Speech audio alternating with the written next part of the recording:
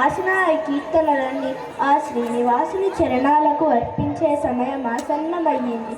నేను వెళ్ళి ఆ శ్రీనివాసుని సన్నిధిలో అప్పచెప్పాలి.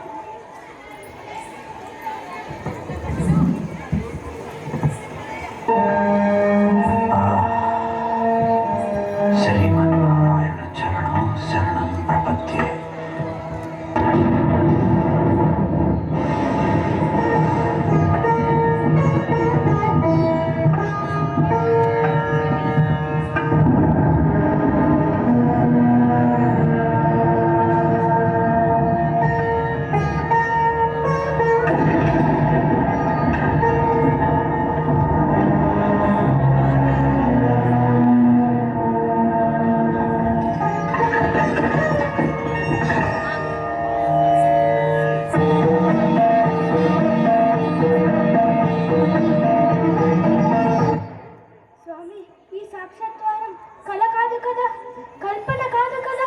అన్ని భయాలను పోగొట్టే అభయహస్తంతో, కరుణామృత దారులు కురిపించే కటిహస్తంతో నన్ను కౌగిలించుకున్నావా?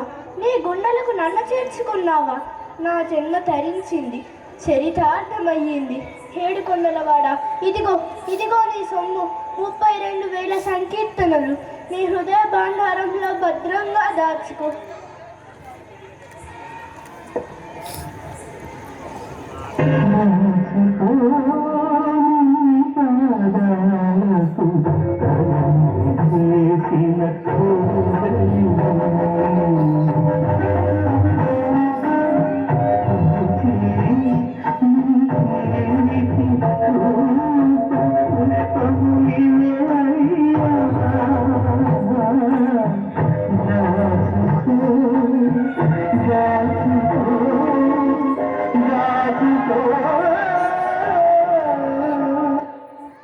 దాచుకుంటాంలే గాని ఏమిటి అప్పుడే లెక్కలు అప్పచెప్తున్నావు?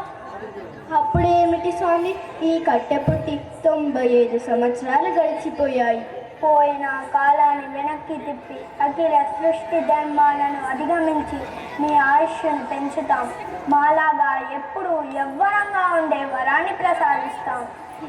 నటన సూత్రధారి మీ పరమపద సోపానపు వాటలు, కోరికల నిచ్చెనను ఎక్కించడం, ఆశల పాములతో మింగించడం నాకు కొత్తేమీ కాదులే. ఇంకా ఈ దేహంపై మోహం ఉందా పోయిందా అని పరీక్షిస్తున్నావు కుదు గోవిందా?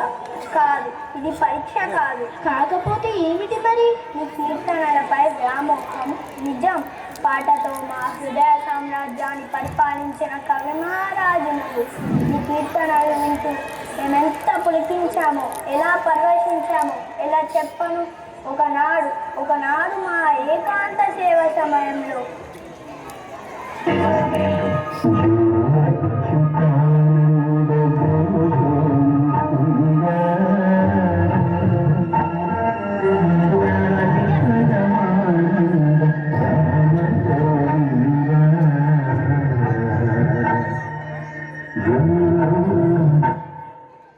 అంటూ పతిబాలున్నాయి వటపత్రంపై పవలిస్తూ సేగతీరానయ్యా. స్వామి, నా పాట మీ నోట. ఒక ఒక్క పాట ఏమిటి, మరోనాడు మా దేవేంద్రులకు మంగళ నీరాజనాలు సమర్పిస్తూ మరో అద్భుత కీర్తన ఆలపించాం. ఆ కీర్తన పద్మ పద్మ ఏమిటది?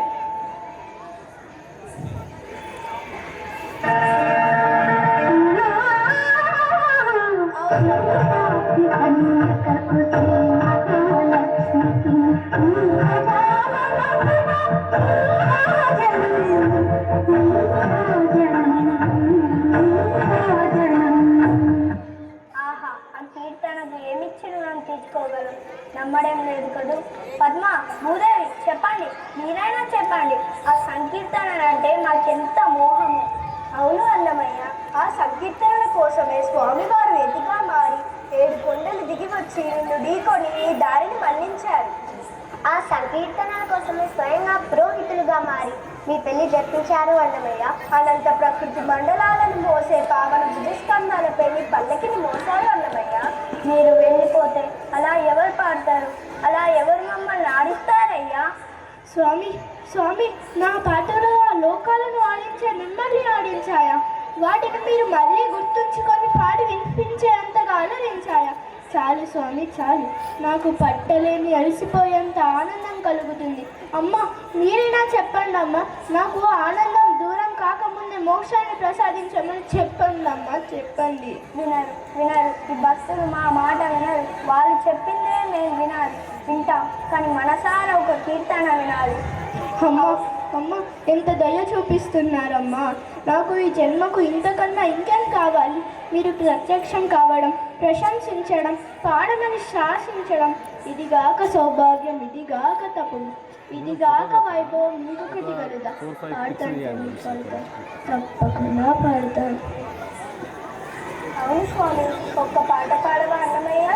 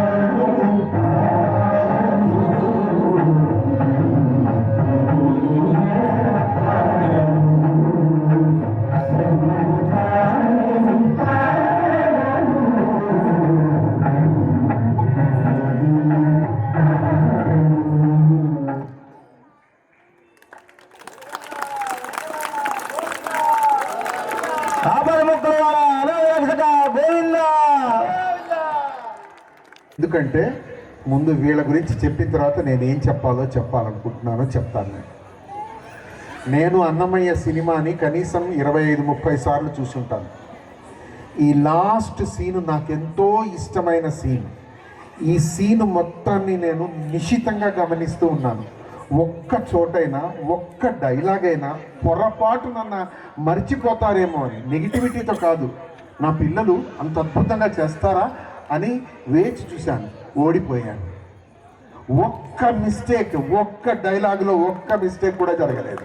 దీనికి మీరు 2 నిమిషాలు సపోర్ట్లు కొట్టాలి మొత్తానికి.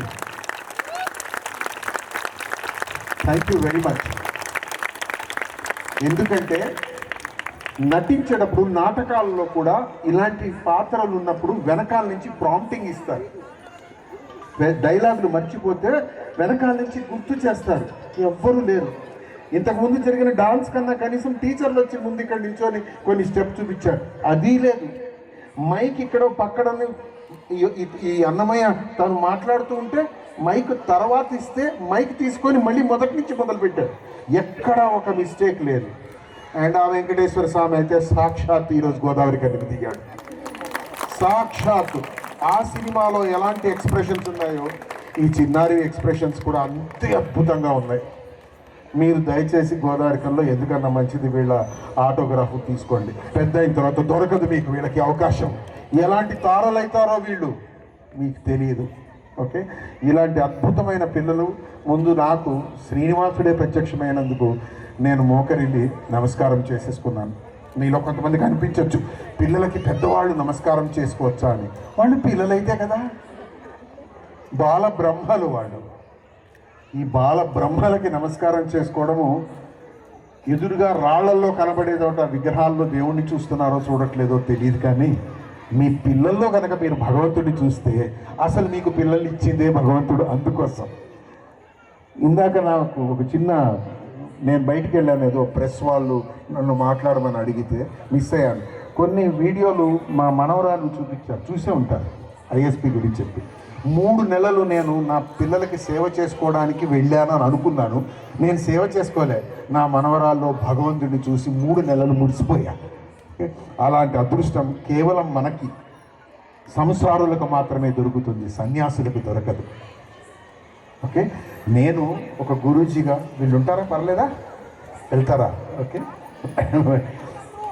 మీరు వెళ్ళాలంటే మాకే బాధగా ఉందిరా నాన్న, మిమ్మల్ని చూస్తూ ఉండాలని. కమాన్, క్యారీ ఆన్.